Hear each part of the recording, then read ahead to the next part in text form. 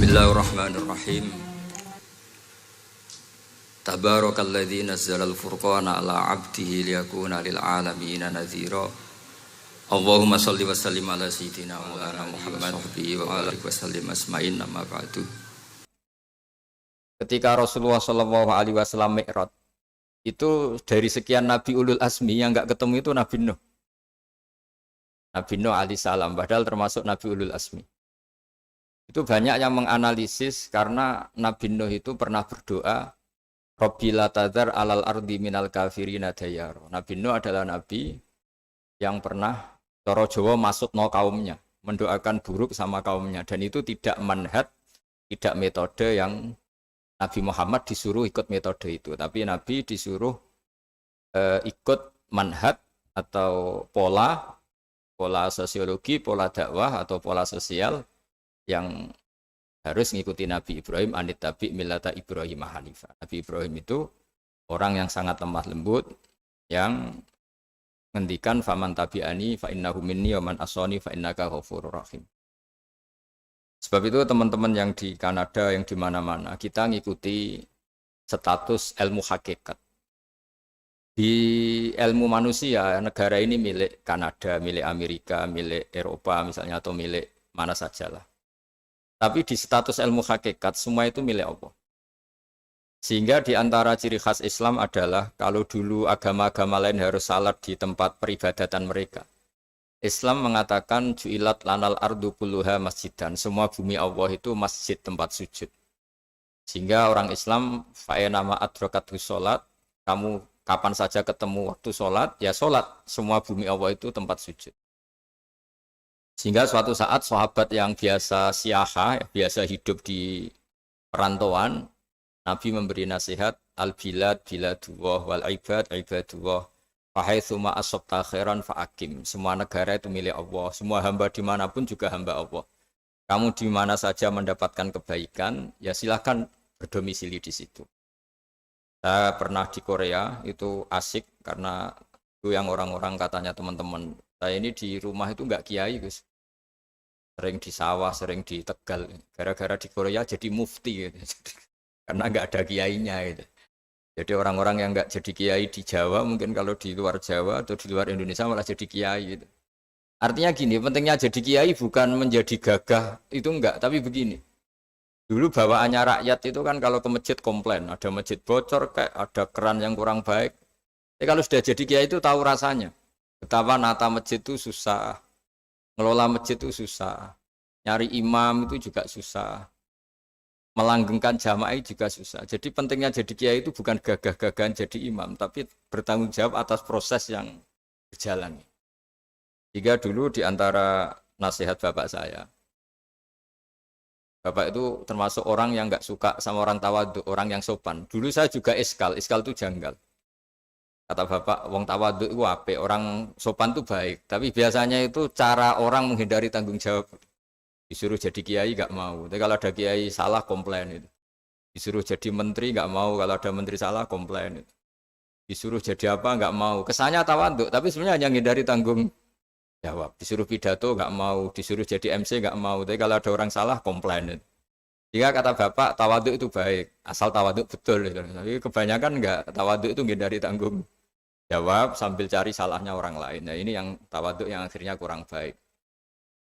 Nah teruskan, jadi Nabi Ibrahim ini panutan yang luar biasa. Beliau adalah orang yang alami sekian proses sosial yang akhirnya diakui sebagai Khalilur Rahman, orang yang sangat dicintai Allah Ta'ala.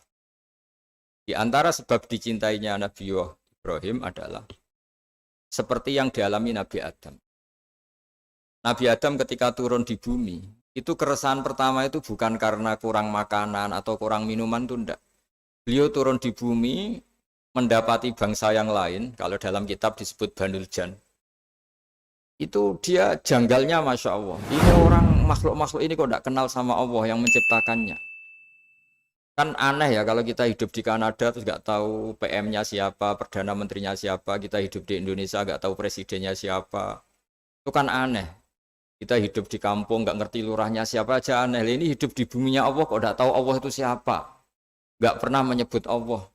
Padahal harusnya yang paling dikenal pertama itu ya zat yang menciptakan kita, menciptakan langit bumi dan sebagainya. Sehingga beliau itu gerutu itu komplain.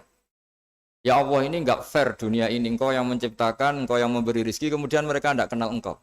Ini kata Nabi Adam alaihissalam. Barokahnya komplain itu, jadi komplain itu yang diridhoi Allah juga banyak. Akhirnya Allah meridhoi Nabi Adam, dosa-dosanya, salahnya itu diampuni. Ya ukuran seorang nabi beliau dianggap salah itu diampuni karena keresahan beliau itu takut Allah nggak dikenal. Nah, masjid yang di Kanada di Montreal juga ketakutan kita ini jangan sampai orang Islam tidak punya tempat ibadah. Meskipun setelah punya tempat ibadah, ketakutan kita jangan-jangan ibadahnya tidak sesuai sunnah Rasul. Setelah sesuai sunnah Rasul kita takut lagi, jangan-jangan memaksa sesuai tapi karena ingin benar. Dan setelah ingin benar, takutnya secara tasawuf ngimani kebenaran itu. Bukan ngimani rahmatnya Allah, tapi ngimani kebenaran itu. Akhirnya jadi ujub.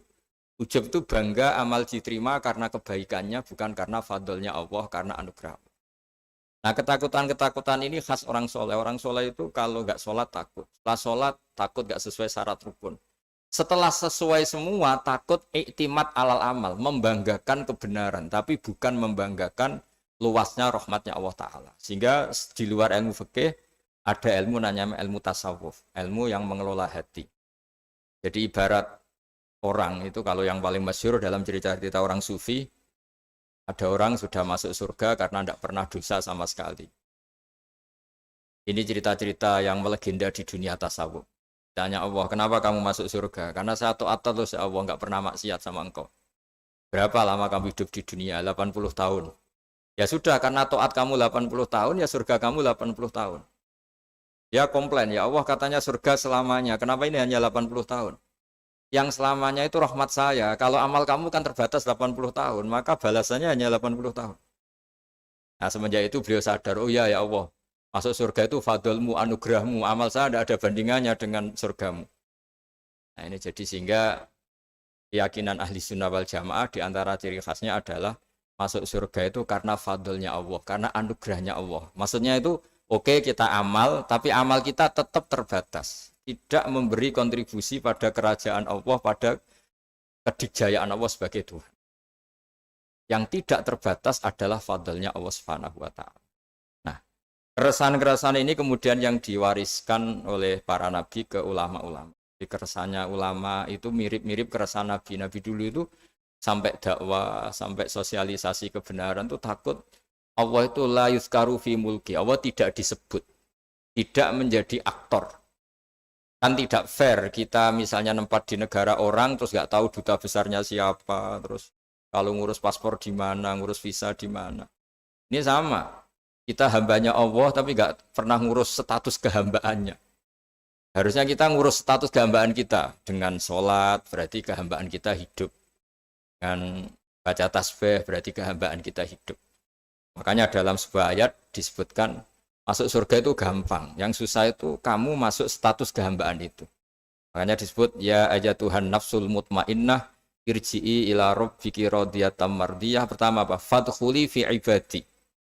Kamu harus masuk status sebagai hambaku dulu. Baru wadkhuli jannati, baru kamu baru masuk surga. Jadi orang boleh nikmati fasilitas negara lain kalau visa paspornya disahkan. Orang boleh masuk surga kalau status kehambaannya disahkan oleh Allah Subhanahu wa Ta'ala. Nah, lalu status kehambaan itu dimulai dari mana? Secara fisik kita sujud. Anggota tubuh yang begitu terhormat, namanya kepala, kita tundukkan kepada Allah Ta'ala. Hati kita, akal kita yang ingin menguasai dunia misalnya, ambisi itu kita kalahkan untuk hanya tunduk kepada aturan-aturan Allah Subhanahu wa Ta'ala. Kekhawatiran kita akan menghadapi alam akhirat, nah ini yang penting. Nanti setelah kita mati kayak apa, jadi debu, jadi tanah, lalu bangkit kita gimana? Sebagaimana mukadimah saya, ingatlah an-nas atil ula. Ingatlah penciptaan pertama, bahwa Allah punya reputasi menciptakan Nabi Adam dari tanah, dan di tubuh Nabi Adam itu tersimpan calon generasi berikutnya ila yaumil qiyamah. Kayak apa susahnya bikin Nabi Adam kalau andikan kita boleh berpikir. Bikin satu master manusia yang akan melahirkan manusia seluruh dunia. Ibaratnya chipnya itu sudah ada di punggung Nabi Adam. Dan itu materinya dari tanah. Dengan berpikir gitu, maka ketika kita meninggal, sudah jadi tanah, kembali lagi jadi manusia adalah hal yang mudah. Karena Allah punya reputasi menciptakan manusia super, yaitu Nabi Adam dari tanah. Jika setiap kali kita iskal janggal terhadap kekuasaan Allah, kata Allah Ta'ala, Qul yuhyihalladzi ansha'aha awwala marrah. Kalau kamu janggal terhadap kemampuan saya, kemampuan kami menghidupkan tulang belulang yang sudah rapuh, sudah hancur, maka ingatlah reputasi saya, kata Allah, reputasi kami menciptakan Adam dari tanah. Ya, para nabi itu, ini semoga teman-teman yang di Kanaja masih ingat betul iman yang dilatih para guru kita di Jawa, di Indonesia. Para nabi itu saking imannya sama Allah, itu tidak ada, sampai kasarnya itu nggak tahu bedanya antara hal itu masuk akal maupun tidak. Saya beri contoh begini, kalau dalam ilmu tauhid, dan ini harus kita latih terus sampai ketemu Allah Ta'ala. Ketika telur jadi ayam, itu sebetulnya itu kita juga tidak ikut mampu bikin telur jadi ayam. Tapi berhubung sering terjadi, kita bilang telur jadi ayam itu mungkin. Mungkin itu ya mungkin sering terjadi. Padahal sering terjadi ini juga tidak yang jenis kita ikut berkontribusi. Lalu ketika sering terjadi ini kita bilang itu mungkin. Padahal saat kita bilang mungkin, juga hakikatnya kita tidak ikut menciptakan telur menjadi ayam. Lalu karena seringnya telur jadi ayam, kita bilang telur jadi ayam itu mungkin. Mungkin itu nggak muhal. Begitu juga bebijian, nanti jadi pohon besar yang rindang, yang berbuah, kita katakan mungkin. Kenapa kita katakan mungkin? Karena itu sering terjadi. Toh kita pun tidak ikut menciptakan biji jadi pohon besar, telur jadi ayam. Artinya apa? Zaman sesuatu itu sering terjadi, kita pun sebetulnya tidak pernah ikut menciptakan. Hanya menyaksikan sering, terus kita bilang itu mungkin. Tapi kita tidak memberi kontribusi sama sekali. Semua itu karena kudrohnya Allah, kemampuan Allah. Lalu ketika ada orang yang bilang batu ini bisa melahirkan onta, kita bilang mohal, batu itu tidak mungkin melahirkan onta. Tapi kalau seorang nabi itu nggak tahu bedanya antara batu melahirkan onta dengan indukan onta melahirkan onta. Karena nabi-nabi itu makomnya sudah sangat tinggi. Ketika onta induk melahirkan onta juga tidak atas kemampuan onta induk. Onta induk tidak punya kemampuan menciptakan onta. Juga karena kudrohnya Allah Ta'ala. Sehingga kalau batu mengeluarkan onta juga mungkin kalau Allah menghendaki. Hingga ketika Nabi Soleh diminta kaumnya, apa bukti engkau Nabi? Tunjukkan ayat kalau engkau Nabi. Yang kamu minta apa? Seekor onta keluar dari batu besar ini. Nabi Soleh dengan entengnya berdoa sama Allah dan keluarlah onta keluar dari batu. Nah itu makom yang paling tinggi. Makom paling tinggi itu kita mendudukkan Allah sebagai zat yang tidak terbatas kudrohnya. Hingga para nabi itu terus punya mukjizat. Yang mukjizat itu untuk mengingatkan ulang bahwa Allah itu tidak terbatas kemampuannya. Bagaimana unta keluar dari batu besar zaman Nabi Soleh, zaman Nabi Muhammad air keluar dari jemarinya Rasulullah SAW, Nabi Ibrahim dibakar tidak mempan, tetap sehat, tetap bugar. Karena semua ini sebagai bukti bahwa kudrohnya Allah tidak terbatas. Iman-iman seperti ini harus kita jaga. Apapun rasionalitas kita dan meskipun kita selalu rasional, tetap menyisakan iman bahwa kudroh Allah itu tidak terbatas. Sehingga ketika ada cerita kematian orang soleh itu ditangisi langit dan bumi, kita tidak usah iskal, tidak usah janggal. Masa bumi bisa menangis? Karena kita yang sekarang bisa nangis adalah materinya dari tanah. Materinya dari bumi. Terus iman ini kita jaga sehingga kalau kita yasinan, masih ingat, Allah kalau mengingatkan kudrohnya yang tidak terbatas, manusia disuruh ingat, Qul yuhyihalladzi ansha'aha awwala marrah. Kamu harus ingat bahwa Allah itu yang menghidupkan kamu, menghidupkan semuanya, ketika kamu belum menjadi seperti ini. Jadi intinya itu kita ingat, meskipun telur itu lazim jadi ayam, tetap tidak karena kudrohnya ayam itu, tapi karena kudrohnya Allah. Indukan unta melahirkan anak unta juga bukan kemampuan indukan unta, karena ini juga makhluk yang lemah, tapi juga kemampuan Allah Subhanahu wa Ta'ala.